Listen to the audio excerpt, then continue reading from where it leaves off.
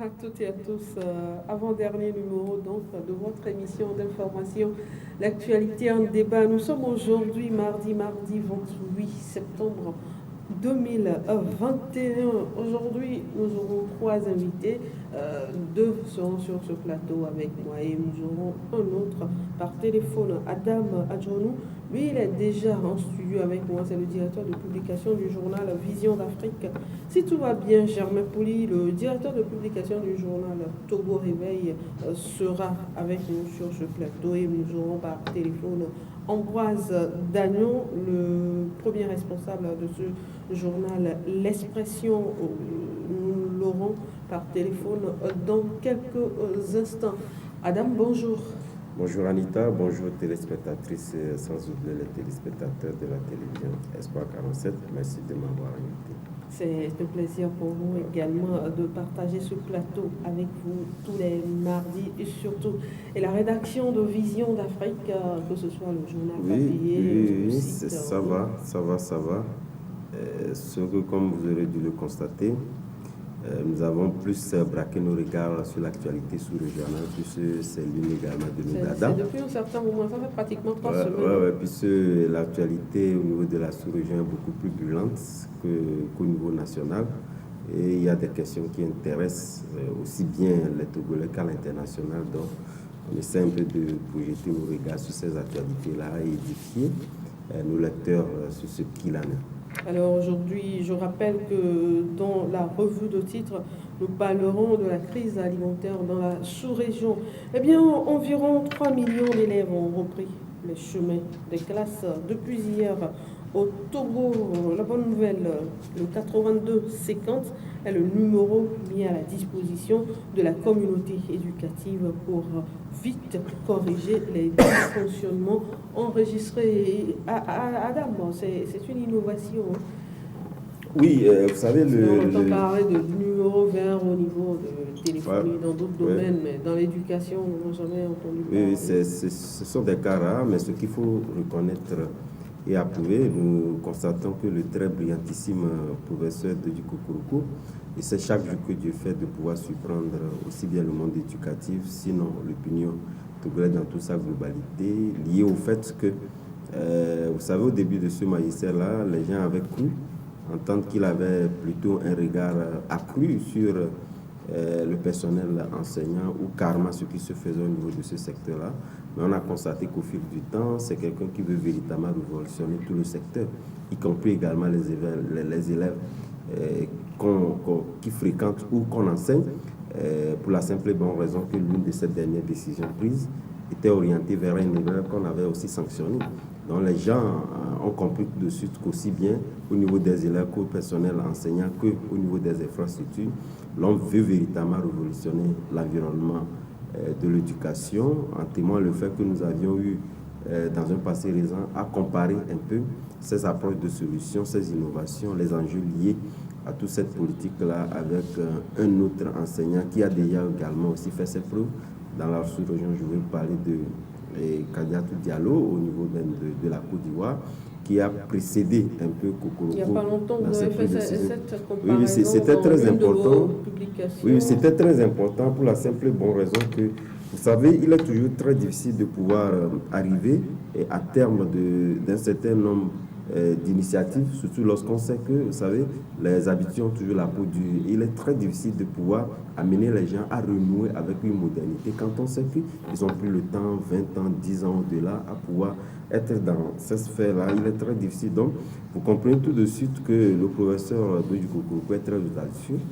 Il sait où il va, il connaît véritablement donc ses secteurs d'activité. Nul n'a besoin de le lui montrer et je pense que c'est ce qui fait un peu la différence de cette décision-là. Mais il est très important de le relever aujourd'hui. Tout le monde a compris que c'est tout le secteur qu'on veut révolutionner. Il n'a rien contre personne, mais les mots sont là. Il ne fait que dire plus haut ce que tout le monde disait plus bas.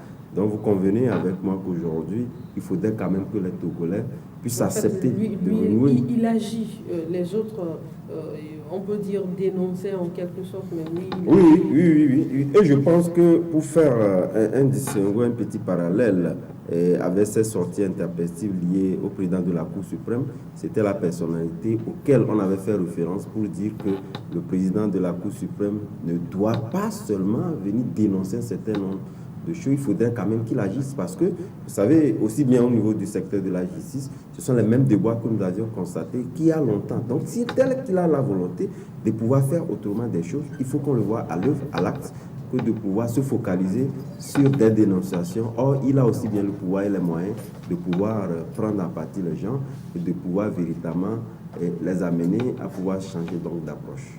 Alors, à pouvoir donc changer d'approche, je le disais, le syndicat, la FESEN, entre-temps, avait menacé d'aller en grève à l'entame, au début de la rentrée. Donc, hier, dans l'après-midi, on a appris, ou bien en fin de journée, on a appris que les résultats tant attendus sont sortis. Jusqu'alors, la FESEN ne dit rien, c'est-à-dire que ce syndicat-là n'ira plus en grève comme il a menacé au début. Non, vous savez, les syndicalistes ont toujours cette manie-là de ne pas toujours être objectifs dans leur plateforme revendicative. Et je pense que la FESEN aujourd'hui est cette structure associative qui répond au mieux, disons, à cet idéal, entre guillemets, que je venais donc de citer, pour la simple et bonne raison que lorsqu'il avait annoncé qu'il rentrait donc en grève, vous allez constater que cela n'a fait ni chaud ni froid à toute la population. Et lorsque vous prenez d'ailleurs au niveau des parents d'élèves, beaucoup ont quand même, disons, relativisé cette approche de pouvoir donc aller en grève. Donc ils ont compris que cela n'a véritablement pas impacté aussi bien les parents d'élèves, les élèves, et encore moins, disons, le ministère et en premier le professeur de Djikokoroko. Et c'est vrai que hier, je m'apprêtais à publier un article pour en réalité les monter les pesanteurs qui, si tel qu'Imam avaient à leur disposition les outils qui leur permettraient, ou carrément il y avait des motivations qui leur permettaient d'aller donc à cette grève-là, il faudrait quand même ne pas le faire, parce qu'aujourd'hui, le gouvernement était là directement, vouloir donc proclamer les résultats. Donc, il a les outils nécessaires pour les prendre en étau.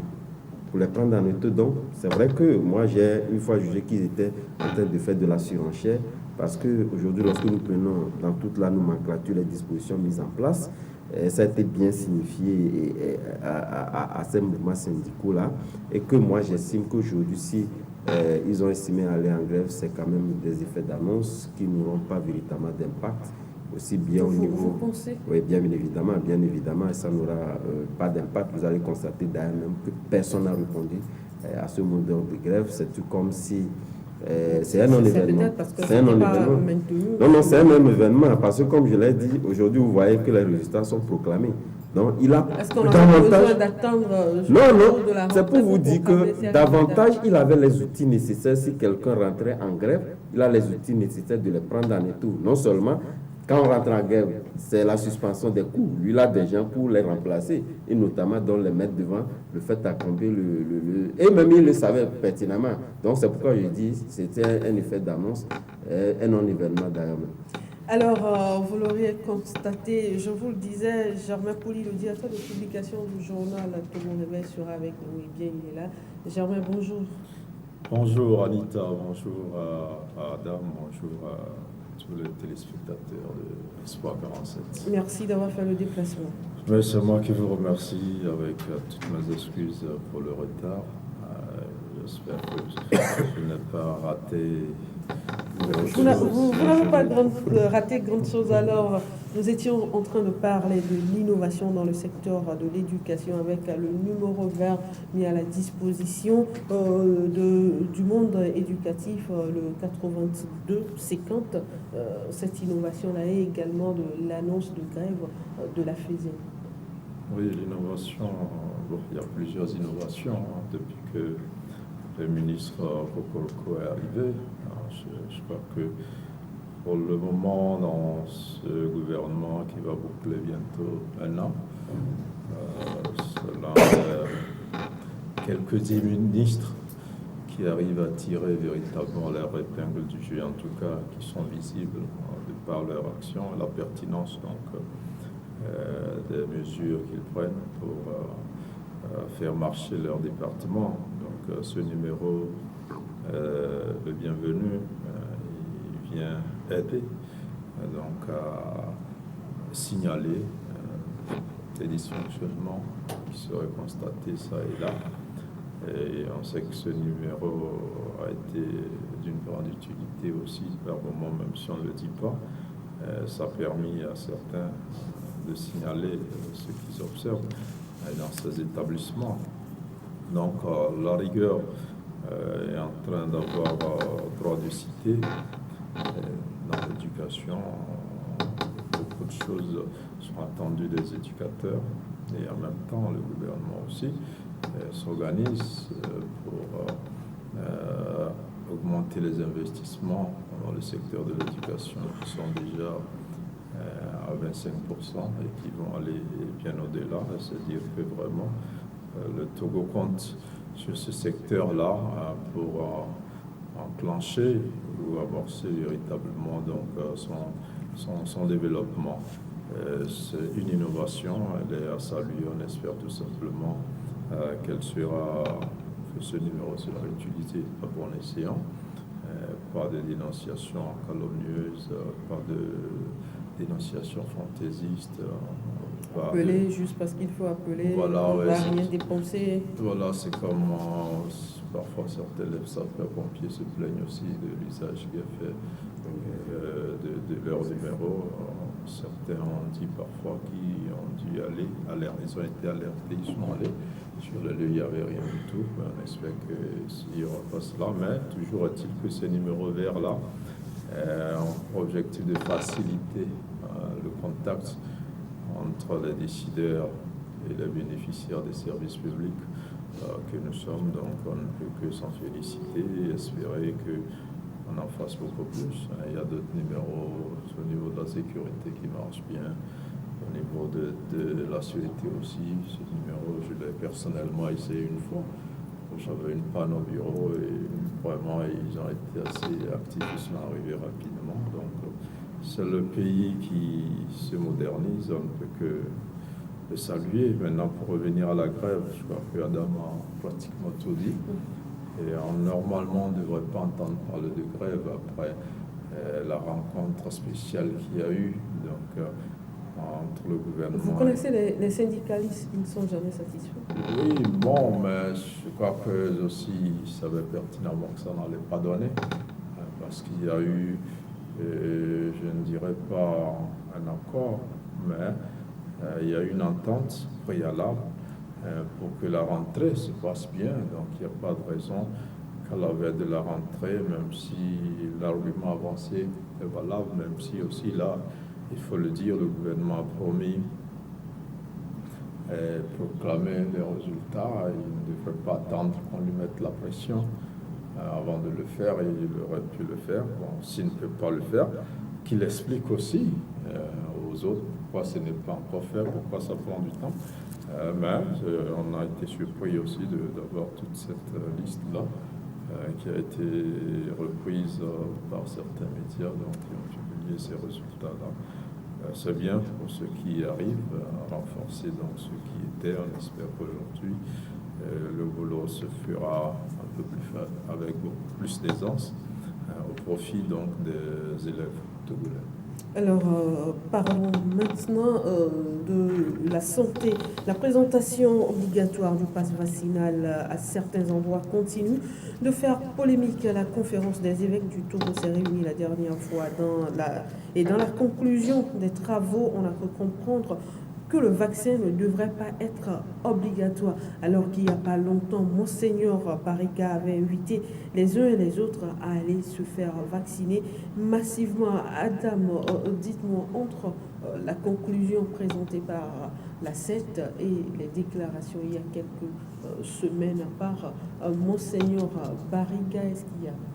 On dirait qu'il y a contradiction. Non, il n'y a pas de défense, il n'y a pas de contradiction.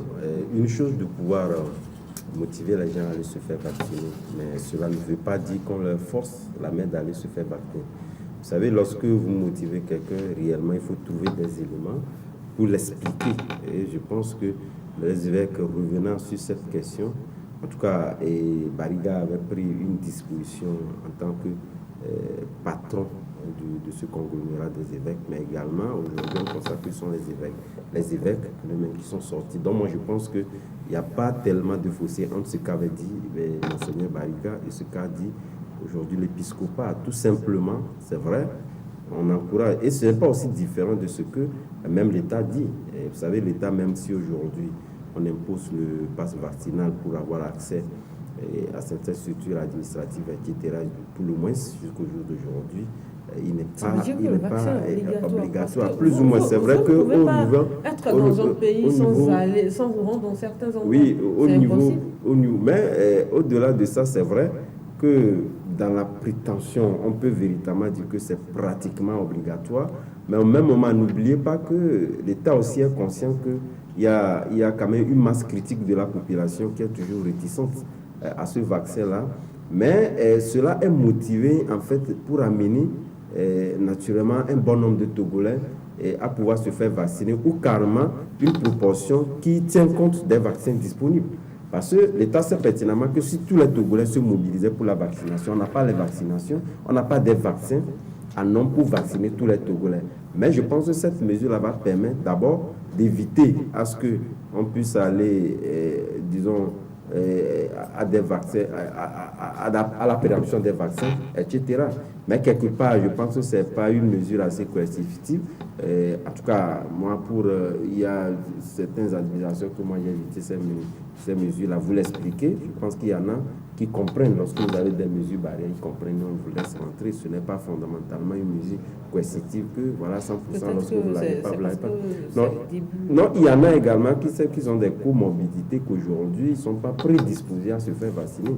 On l'a dit, certes, je pense que c'est une mesure globalisante, mais au même moment, je pense qu'il y a quand même des passerelles qu'on respecte et qu'on honore dans l'administration. Donc, quand même, prendre ces mesures-là comme étant des mesures coercitives, c'est trop dit. Il faudrait quand même que ceux qui estiment que voilà, c'est une obligation, qu'ils essaient véritablement d'aller dans ces lieux-là et pouvoir expliquer les motivations qui leur poussent aujourd'hui à ne pas se faire vacciner.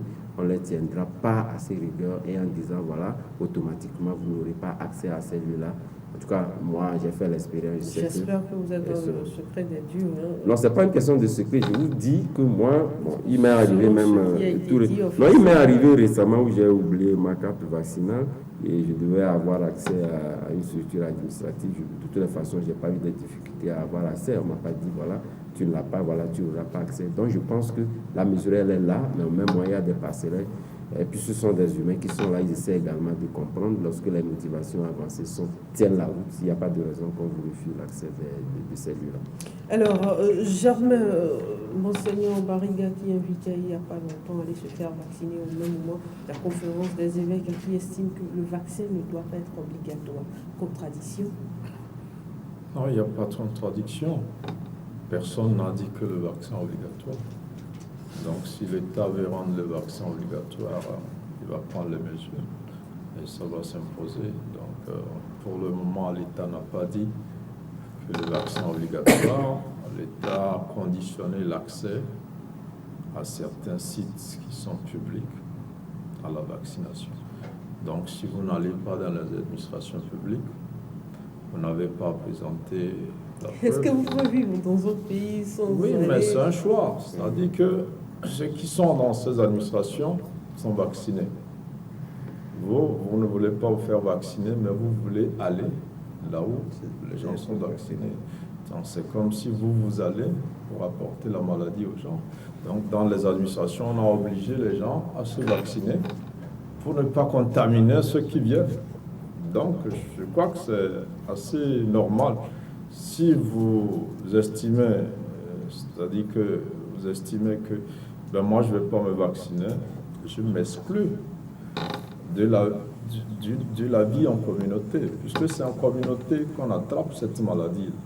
C'est comme vous avez la maladie, on vous dit à la maison, n'approchez pas vos enfants. Donc c'est normal, parce que vous avez... Germain, vous maintenez le cours de votre réflexion. Nous avons avec nous en ligne Ambroise Dagnon qui n'est pas d'accord avec l'agressivité vaccinale suspecte dont il parle dans son journal L'Expression. Ambroise, bonjour. Bonjour Anita, bonjour Germain et bonjour à tous ceux qui sont sur le plateau. Il y a Adam également qui est sur ce plateau. Je salue Adam. Alors, Ambroise, vous avez titré à la une de votre journal L'Expression, lutte contre la Covid au Togo, une agressivité vaccinale suspecte. Oui, il s'agit effectivement d'une agressivité vaccinale suspecte parce que vous savez, il y a ce qu'on appelle la psychologie du changement. Lorsque il y a un changement ou une modernité, il y a souvent et toujours trois catégories d'individus qui se comportent. Il y a du changement, il y a une catégorie de personnes qui sont prêtes à aller vers le changement, il y a une deuxième catégorie qui est plutôt indécise et il y a une troisième catégorie de réfractaires. Ça fait partie du comportement humain en tous les cas. Et donc, que le gouvernement ne puisse pas comprendre cela et savoir qu'effectivement, il doit y avoir des gens dans le lot qui ne peuvent pas tout de suite accepter d'aller se faire vacciner et que d'autres acceptent de le faire, mais que le gouvernement aille sur le terrain de l'agressivité, de la peur, de la terreur, ainsi que l'a laissé entendre Madame le Premier ministre lors de son passage devant les députés pour obtenir la prorogation de l'état d'urgence. Ça nous pose un petit problème. Et dans la foulée, il y a également le ministre de l'Enseignement supérieur à qui, en tout cas, le gouvernement devrait bien faire de retirer la parole publique, du moins de ne pas parler en son nom, parce que ce ministre montre toutes ses cartes en matière de communication gouvernementale avec une certaine condescendance, une certaine arrogance, parle donc aux Togolais. Alors, je ne vais pas faire trop de polémique, mais disons simplement ceci, de façon très claire et très technique. Lorsqu'on dit par exemple que la présentation du pass sanitaire est une condition sine qua non pour accéder à certains services administratifs, quand par exemple le ministre Iwateba dit que les étudiants et nouveaux bacheliers ne peuvent avoir accès aux universités publiques du Togo que sur présentation du pass sanitaire. Mais je me pose une question. À l'heure actuelle, on nous dit que la cible de la population à vacciner, c'est 4 millions de personnes, au moins 4 millions. Mais à ce jour, le Togo n'a pas encore réceptionné plus d'1 million de doses de vaccins, ou sensiblement 1,2 million. Et à supposer que chaque Togolais puisse prendre 2 doses, ça veut dire que sur le million de vaccins ou de doses, il n'y a peut-être que 500 000 Togolais de vaccinés. Et les 3 500 000 restants sur la population cible, ça veut dire que techniquement, le Togo n'a pas encore les moyens, n'a pas encore les doses de vaccins en quantité suffisante pour prétendre vacciner les 60% de la population pour atteindre l'immunité collective. À partir de ce moment, lorsque vous posez comme condition sine qua non le pass sanitaire, je me dis que soit c'est une grossière erreur d'appréciation, soit c'est une dictature vaccinale. Et l'autre chose, je crois que c'est très technique, et le professeur Liu Wateba devait le savoir, tout médecin qu'il est. Lorsque par exemple quelqu'un a fait la maladie du coronavirus, les médecins disent qu'il ne peut pas prendre le vaccin avant les 3 mois qui ont suivi sa guérison. Ça veut dire donc, en prenant l'exemple du 15 septembre dernier, date butoir que le ministre Iwateba avait donné aux étudiants et aux nouveaux bacheliers pour avoir le pass sanitaire sous peine de ne pas avoir accès aux universités publiques, les étudiants et les nouveaux bacheliers qui auraient pu éventuellement faire la maladie, d'autres n'avaient pas la possibilité d'avoir le pass sanitaire. Non, je crois que franchement, sur cette question-là... Peut-être présenteront un document.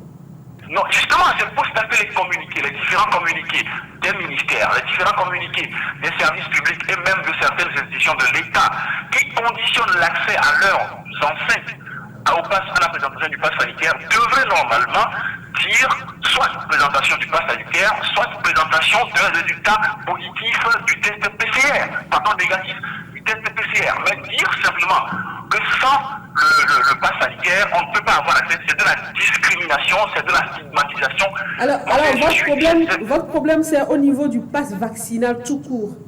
Il n'y a pas qu'au niveau du pass vaccinal, ça c'est une grossière erreur d'appréciation, comme je l'ai dit.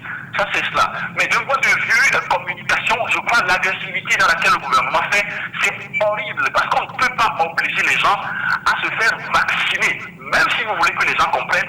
Vous savez, même si on veut que tous les 8 millions ou les 7 millions de Togolais que nous sommes puissent se faire vacciner, je vous assure que même après 100 ans, il y aura forcément une catégorie d'individus qui ne voudra jamais et qui ne se fera jamais vacciner. Donc, il faut plutôt aller dans la sensibilisation, dans la pédagogie. Parce qu'au jour d'aujourd'hui, le Togo ne dispose même pas encore de doses suffisantes de vaccins pour prétendre vacciner tout le monde. Donc, Pour moi, je dis, soit c'est de la mauvaise, soit c'est pour cela que je parle d'agressivité vaccinale suspecte. Que cache le gouvernement en prônant quelque chose dont il n'a pas les moyens? C'est la question qu'il faut se poser. Alors, merci. Merci à vous, Ambroise Dagnon. On vous a assez compris. Merci d'avoir participé à cette émission. Bonne journée à vous. Merci et bonne suite d'émission à tous les confrères qui sont sur le plateau. Merci. Alors, Germain, je reviens avec vous. Vous avez suivi tout à l'heure Ambroise Dagnon qui parlait d'agressivité vaccinale, mais tout à l'heure, vous étiez en train de dire que la vaccination, elle n'est pas obligatoire. Non, elle n'est pas obligatoire au Togo, mais elle semble être obligatoire en ce sens qu'elle obligerait ceux qui veulent faire un certain nombre de démarches, notamment vers les administrations publiques, d'être en règle. J'ai écouté Ambroise parler d'un test de dépistage négatif qui revient encore plus cher. Mais si vous avez fait la maladie, vous devez faire un autre test. Oui, le vaccin d'abord est gratuit. Maintenant, le test, on vous le demande. Ça, c'est un peu plus compliqué. Et là, je l'ai suivi aussi parler du fait qu'il n'y a pas de vaccin disponible et tout ça.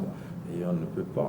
D'abord, le vaccin n'est pas obligatoire, mais l'État met la pression sur les populations pour qu'elles aillent prendre le vaccin essentiellement pour 2 ou 3 raisons. La première, c'est que le peu de doses, si j'emprunte les mots d'Ambroise, qui sont là, s'ils ne sont pas consommés, ils périssent. Alors qu'il y a une course véritable vers les vaccins, les pays pauvres, les pays africains et autres, demandent des vaccins qu'ils n'ont pas. Et donc, les Occidentaux qui nous en donnent à travers plusieurs mécanismes comme le COVAX conditionnent l'envoi de ces vaccins-là par la capacité des pays à les utiliser. Maintenant, on ne donne pas aussi forcément, parce que quand vous attendez qu'on vous donne, vous n'avez pas forcément le stock, vous êtes obligé d'en acheter. Et le Togo en a acheté. Le vaccin Johnson & Johnson, la première vague qui est venue, a été achetée avec l'appui d'une banque internationale. Ça, il faut rembourser après. Voilà, la deuxième commande, 3 millions de doses va être aussi payée. Il y a au moins 20 milliards qui sont prévus selon le gouvernement pour acheter le vaccin. Donc si ce vaccin-là arrive et que les gens ne se vaccinent pas, ils vont périmer. Et donc, ils seront périmés, et donc, c'est de l'argent en l'air, en fait. C'est pour cela que le gouvernement, en attendant d'avoir un trop plein de doses de 3 millions, il faut s'assurer qu'il y a des candidats à ce vaccin-là. Parce qu'on ne va pas amener le vaccin et dire, bon, nous avons commandé 3 millions de doses. Malheureusement, c'est 100 000 Togolais qui sont allés, bon, nous sommes obligés de les détruire. Donc, je crois que on ne peut pas demander une chose qui sont contraires au gouvernement. Vous dites amener les vaccins d'abord avant de dire aux gens d'aller se vacciner. Le gouvernement dit amenons les gens à se vacciner avant que j'amène du vaccin, ce qui est plus logique. Parce que si les gens, c'est-à-dire que la demande... Si on apporte les vaccins et que les gens ne vont pas se vacciner... La demande et l'offre se suivent. S'il n'y a pas des gens qui consomment un produit, vous l'importez, c'est que c'est foutu. Donc, c'est foutu. Donc, il faut que vous vous assurez que quand le stock de 3 millions viendra, on est sûr de les épuiser avant d'en faire une autre commande et espérer. Maintenant, quand on parle d'atteindre un certain niveau de vaccination, ce n'est pas du jour au lendemain. Ça pourra même mettre 1 an ou 2 ans pour couvrir. Ailleurs, en Occident, c'est parce qu'ils étaient plus atteints par la maladie, et parce qu'ils avaient les moyens, parce que la plupart de ces pays aussi ont fabriqué le vaccin ou ont contribué à fabriquer ce vaccin-là. Donc, ils ont été suffisamment servis. Et même là encore, il y a des réticences. Donc, vous avez en France, par exemple, où on dit à ceux qui travaillent dans les hôpitaux, vaccinez-vous avant de venir travailler. Certains disent non, on ne vient pas, on dit bon, ok. Donc, restez chez vous, sans salaire, et ce qui est normal aussi. Puisque vous ça, c'est la dictature entre non, en réalité, nous sommes dans des situations de crise. Et c'est quand on parle de l'urgence, l'état d'urgence. En ce moment-là, on permet, entre guillemets, au gouvernement de violer les droits des gens. C'est-à-dire qu'aujourd'hui, les gens ont envie d'aller à l'église, c'est leur droit. Mais le gouvernement a dit on ferme les églises. Mais le gouvernement a ce droit parce qu'il y a une crise. En temps normal, on allait attaquer le gouvernement pour tous les préjudices subis, par exemple par des pasteurs, des prêtres, des imams. Les détenteurs et de dans bars. certaines activités, dans les bars, les discothèques, tout ça, des gens qui vivent de ça, on se dit, vous avez tué notre business, nous sommes dans la misère, mais on vous poursuit, vous devez. Mais puisque c'est une situation d'état d'urgence, tout le monde est en difficulté, y compris le gouvernement lui-même, parce que même quand le gouvernement ferme les bars, le gouvernement perd, parce qu'il prend les impôts auprès de ces bars-là. Il prend les impôts auprès des sociétés qui fournissent ces bars-là. Et vous savez, les brasseries, par exemple, sont les plus gros contributeurs en termes d'impôts au Togo. Ça veut dire que l'État perd de l'argent parce que ces brasseries-là ne vont pas gagner de l'argent parce que justement les bars sont fermés. Donc, ce n'est pas de gaieté de cœur que l'État ferme. L'État est obligé. Donc, je pense que nous sommes dans une guerre qui est commune. Les gens mettent l'État en face et la population d'un autre côté, alors que les choses doivent se faire ensemble. Ce n'est pas l'État qui impose les choses. L'État fait partie de la population. L'État aussi, les membres du gouvernement se font vacciner. Les gens de l'administration se font vacciner. Leurs parents, c'est vous et nous qui devons nous faire vacciner. Ce n'est pas deux types de Togolais qu'il y a.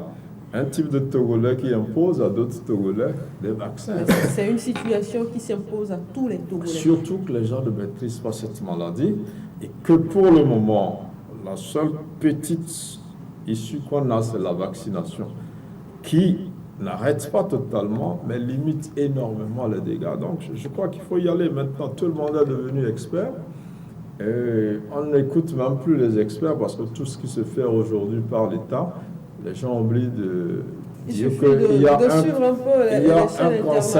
un conseil scientifique composé d'éminents professeurs et docteurs et chercheurs. C'est eux qui proposent au gouvernement. Le gouvernement ne maîtrise pas la maladie, mais il y a des spécialistes qui ont étudié ça, qui sont des spécialistes. C'est eux qui disent au gouvernement, voilà ce qu'il faut faire. Et on les oublie souvent et on donne la parole maintenant à des gens qui ne maîtrisent rien de la santé, qui ne maîtrisent rien des épidémies, des pandémies, et eux, ils parlent. Et on les écoute beaucoup plus que les spécialistes. Et on est content. C'est un peu dommage. Alors, Adam, tout à l'heure, quand Ambroise parlait, il déplorait la manière de communication du ministre Ibou Teba. C'est vrai qu'au début, vous faisiez partie de ceux-là qui déploraient sa façon alarmiste. Non, mais même au jour d'aujourd'hui, moi, je l'ai pas raté. Vous savez, c'est un ministre qui, d'un point de vue de sa personnalité, devrait avoir raison de la communication. Oui, et donc qu'il est de toute invité façon, sur les plateaux en tant que personne ressource. Tout à fait. Lorsque vous êtes invité, je pense que le gouvernement a bien fait de pouvoir attribuer à chaque ministre les charges qui lui conviennent. Et je pense que dans cette distinction, il a quand même les charges liées à sa profession. Et c'est l'une de ces charges-là pour lesquelles il est convié sur le plateau pour nous expliquer en réalité, disons, cette maladie-là. Mais au même moment, moi, je pense que ces prises de position assez intempestives sur des sujets ne le concernaient pas ont fait exacerber d'ailleurs même l'appréhension gauche que les gens ont même sur la maladie, puisque les gens essaient aujourd'hui d'orienter le regard pas sur la maladie, mais sur sa personne. Puisque moi, je me dis c'est une personnalité assez alarmante, et surtout lorsque nous prenons cette pandémie avec les scientifiques que nous avons. C'est vrai que, Germain le disait tantôt, nous avons un comité scientifique avec des experts qui sont dans ce comité-là. Mais aujourd'hui, il y a des voix qui s'élèvent parce que le comité ne prend pas des décisions ni sur des humeurs, ni sur des opinions. Mais aujourd'hui, nous avons vu jusqu'au jour d'aujourd'hui. Vous ne me direz pas de toutes les façons, pendant leur sortie, ce comité-là nous a présenté aucune démarche scientifique liée donc à cette pandémie. Ce sont les mêmes démarches liées à la physiologie que nous constatons. Et d'ailleurs même, on calque pratiquement les recherches qu'on voit chaque jour dans les médias internationaux et on les calque ici. Et chemin faisant, il leur est très difficile de revenir encore sur un certain nombre de déclarations faites qui a montré carrément le contraire. Donc je pense que lorsqu'on est en face d'une épidémie qui essaie chaque jour de se métamorphoser, qu'on ne maîtrise pas assez. Et d'ailleurs, même au niveau de nous, les scientifiques, nous n'avons même pas des outils pour réellement attester d'une manière scientifique, tenir un raisonnement scientifique et prouver à la fin de l'auditoire de l'opinion que voilà, nous avons donc au regard de cette démarche scientifique prouvé telle chose. Donc je pense que lorsqu'on en est là, cela y va de leur crédibilité. Puis ça après, lorsque vous gâtez, vous essayez un peu d'affecter négativement, disons, cette confiance la mise en vous par la population. Je pense qu'une seule maladie peut ramener de pouvoir peut-être relativiser tous les autres choses, même si vous êtes dans votre propre spécialité. Ça va être difficile. Les gens vont même vous critiquer, quand bien même qu'ils ne sont même pas des scientifiques. C'est en ce sens que moi je me dis que, étant donné que nous sommes sur des tâtonnements donnés liés donc à cette pandémie-là, le ministre, si vous devez savoir raison garder, se prémunir de certaines sorties qui pouvaient évidemment économiser et faire en sorte qu'étant donné qu'il n'a pas cette démarche scientifique-là, qu'il risque de le rattraper plus tard parce qu'il joue de sa crédibilité. Cela n'est pas bon pour sa personnalité en tant que ministre d'abord et n'est pas bon aussi à l'avenir pour sa personnalité en tant que scientifique. Alors, nous allons terminer cette émission avec la revue des titres. Nous commençons avec Togo Réveil. Togo Réveil qui a écrit à sa une. Je rappelle, Togo Réveil dans les kiosques depuis vendredi dernier au prix de 250 francs seulement. Togo Réveil qui écrit 76e Assemblée Générale des Nations Unies. Fort Gnassingbé évoque les progrès réalisés au Togo et plaide pour un monde plus sûr. Oui, tout à fait. Vous savez, la 76e session des Nations Unies a eu lieu et avec la pandémie à la moitié, des chefs d'État du monde qui n'ont pas fait les déplacements de New York parce qu'il y a les risques de contamination. Et donc le chef de l'État togolais fait partie de ceux qui ont eu à faire leur discours au niveau de cette Assemblée Générale là, par visioconférence, un discours enregistré qui a été donc diffusé. Et dans ce discours-là, il est revenu sur la pandémie. Il a fait un plaidoyer assez important sur la pandémie. C'est le fait qu'en Afrique aujourd'hui, à peu près 2% d'Africains sont vaccinés parce qu'il n'y a pas de vaccin disponible. Alors que dans les pays occidentaux, les pays où on n'a pas beaucoup vacciné, comme l'Italie, c'est autour de 75%. Les autres sont pratiquement à 90-100% dans certains pays. Donc, il estime que c'est une injustice qu'il faut aussi corriger parce qu'on parlait justement des vaccins. Ils ne sont pas aussi accessibles que ça.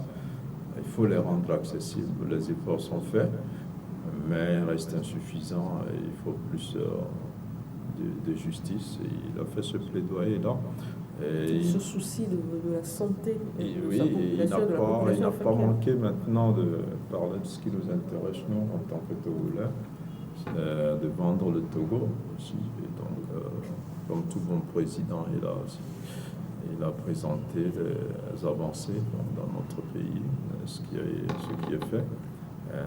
Dans l'actualité, c'est ce qui est fait par rapport à la Covid. Il faut le reconnaître, le Togo est cité aussi un exemple en Afrique, ce qui n'est pas une mauvaise chose. Moi, je ne crois pas que le gouvernement exagère. Le gouvernement a peur de ne pas arriver à une situation incontrôlable parce que nous n'avons pas de structures sanitaires qui permettent demain, si on a 1 million de Togolais atteints de Covid, de les soigner. Ce n'est pas possible. Mais si vous ne les avez pas, ailleurs, les gens ont construit des hôpitaux en 3 mois pour accueillir des centaines de milliers de malades. En Chine, en Espagne, on a vu des hôpitaux. Ici, on n'a pas ces capacités. Donc, est-ce qu'il faut attendre que les gens tombent malades et les amener dans des stades, comme ça s'est vu dans certains pays, où on envoie des malades dans des stades? Parce que non, je crois que c'est pour cela que le gouvernement a peur. Il faut comprendre le gouvernement. Si demain, sa capote, nous serons les mêmes, a dit que c'est un gouvernement... Mais actuellement, quand vous allez au CHR, ils le disent, hein, quand ils passent sur ce plateau, ils le disent que quand vous allez au CHR, il n'y a plus... Oui, ils sont obligés de revenir dans d'autres hôpitaux pour héberger les malades. Donc, quand vous êtes au front, je profite quand vous parlez de docteur Yu, parce que la riposte a commencé par lui. C'est l'un des membres du conseil scientifique, ce que le président consultait aux premières heures.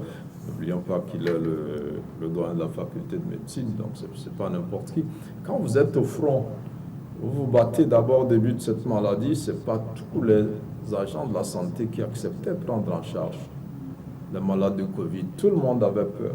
Donc, quand vous êtes de la santé, on vous met en contact avec des gens qu'on dit très dangereux, vous vous énervez chaque fois qu'on amène un nouveau cas, parce que vous-même, votre vie est en danger, les gens ont perdu de vue. Donc, il faut comprendre un peu. Maintenant, c'est vrai que par rapport à certains pays où on se dit il n'y a pas trop de rigueur et il n'y a pas trop de morts, on peut faire le parallèle, mais c'est une maladie qu'on ne maîtrise pas, même en Occident. Ils disent quelque chose aujourd'hui, 3 mois plus tard, ils disent autre chose, alors qu'eux, ils sont plus experts. Donc voilà, et je crois que c'est pour revenir à son 16e session, donc le passage du Togo, concerner les questions internationales et nationales. Et on espère que la prochaine AG, peut-être en 2022, se fera en présentiel. L'année dernière, carrément, il n'y en avait presque pas eu. Et cette année, il y a eu une centaine de chefs d'État seulement qui ont pu faire le déplacement. Et donc, voilà, c'est une pandémie. On espère que d'ici à 2022, on aura fini avec cette crise. Il faut profiter, parler quand même de la presse. Nous sommes très touchés par cette pandémie. Allez-y, rapidement. Pas parce que nous sommes contaminés physiquement, mais parce que nos entreprises souffrent. Économiquement, et nous passons tout notre temps à parler des autres et tout ça, et j'aimerais quand même qu'à chaque fin d'émission, on se réserve une minute déjà pour dire merci à nos collaborateurs qui travaillent dans des conditions très difficiles pour maintenir un peu nos rédactions. Et bien, on espère que ça va s'améliorer. Peut-être qu'on va se lever un jour sans presse. Les radios et télé vont fermer parce qu'il n'y a pas de moyens pour payer l'électricité. Alors, Vision d'Afrique, qui est dans les kiosques depuis ce matin au prix de 250 francs également. Vision d'Afrique qui a une vision d'Afrique. Alors, crise alimentaire récurrente, la CED, oui, c'est boulet. Oui, c'est vrai que ça n'en finit pas. Vision d'Afrique. Non, la vision n'a jamais été togolaise, la vision elle a été africaine. Et vous avez constaté qu'elle s'est beaucoup calquée sur la vision de la sous-région ouest-africaine. Voilà, puisque de toutes les façons, cette sous-région-là est affectée, très touchée. Et c'est vrai que la semaine dernière, surtout en début de ce mois, nous avions beaucoup plus parlé du terrorisme, nous avions également parlé des coups d'État, etc. Mais il y a eu une crise. C'est vrai que par le passé, nous sommes revenus sur cette question-là, mais elle devient de plus en plus récurrente et pratiquement, ces crises-là font pratiquement obstacle ou barrière à ce qu'on n'en parle pas assez, dont nous avons décidé ce matin d'en parler. C'est l'insécurité alimentaire qui s'est beaucoup agrandie, liée aussi à cette question de la pandémie de la Covid-19, mais également au niveau de ce terrorisme-là. C'est vrai que les pays, moins que d'autres, certains aussi plus que d'autres, essaient de vivre le phénomène assez différemment. Chez nous en Afrique, c'est vrai qu'on a tendance à pouvoir le convertir en cette vie chère, mais cette vie chère-là est liée naturellement du fait que nous avons donc de l'insécurité alimentaire dans nos pays. Et c'est pourquoi moi je me dis aujourd'hui, il faudrait quand même qu'on puisse poser un regard assez objectif sur la question, parce qu'il y en a qui le vivent avec acuité. Nous prenons le nord du Nigeria que nous avons cité, la zone des 3 frontières, et lorsque vous prenez aussi ce déplacement des hommes, aussi bien au Mali, au Niger, etc., ce sont des gens qui vivent pratiquement dans l'insécurité alimentaire. Et c'est une tribune, sinon un article qui a été un peu sous-régional, qui nous a été distribué, donc pour nous permettre de pouvoir attirer le regard de nos dirigeants sur la question et de faire en sorte que nous, au niveau de l'Afrique, nous puissions quand même faire en sorte que cette solidarité-là puisse toujours continuer par s'exprimer. C'est vrai, on l'a vu s'exprimer lorsque nous prenons le cas togolais. assez bien, surtout avec cette rentrée-là. Moi, j'ai beaucoup apprécié des gens qui ont toujours pensé à cette couche vulnérable-là en allant donc à leur rencontre, en leur procurant donc ce qu'il faut pour aller donc à cette rentrée-là. De la même manière, il faudrait quand même qu'on puisse l'accentuer au niveau des États et faire en sorte que savoir d'abord qu'il y a des gens qui arrivent difficilement à survivre, parce que déjà on survivait, il est très difficile de survivre, et n'oublions pas également que nous avons un bon nombre de la population qui était dans un passé récent dans la pauvreté, qui ont glissé pratiquement dans l'extrême pauvreté. Lorsque vous voyez la proportion, c'est assez important, puisque nous avions publié les chiffres à l'appui. Vous verrez que... Alors, l'article est à lire à quelle page déjà? C'est à la page 3, c'est à la page 3 du journal. Je pense que d'ici 2 jours, les gens peuvent également le consulter gratuitement sur le site du journal www.afrique-de-civision.com. Alors, comme Germaine a dit, oui, j'allais même finir pour le dire, c'est un coup de cœur que Germain a soulevé. Et vous l'avez dit, peut-être en relativisant, mais ce n'est pas une question à relativiser. C'est vrai qu'il peut arriver un jour qu'on se retrouve sans presse. Parce que de toutes les façons, aujourd'hui, on essaie d'être assez résilient face à cette crise-là. Il faut aller faire d'autres activités carrément pour pouvoir tenir la rédaction, puisque personne ne me dira aujourd'hui que sa rédaction arrive à fournir les moyens nécessaires pour tenir la rédaction. C'est très difficile et on se bat chaque jour que Dieu fait et qui nous affecte. Donc je pense que les autorités, c'est vrai qu'ils en ont fait par le passé, mais aujourd'hui, on tend à oublier pratiquement cette presse-là. C'est pourquoi si on ne prend pas les moyens, on risquerait un jour d'arriver à un jour sans presse. Alors, merci à vous, madame, d'avoir fait le déplacement. Germain, merci à vous également d'avoir fait le déplacement. Chers téléspectateurs, merci à vous tous de nous avoir suivis. Rendez-vous jeudi à partir de 10h. Au revoir.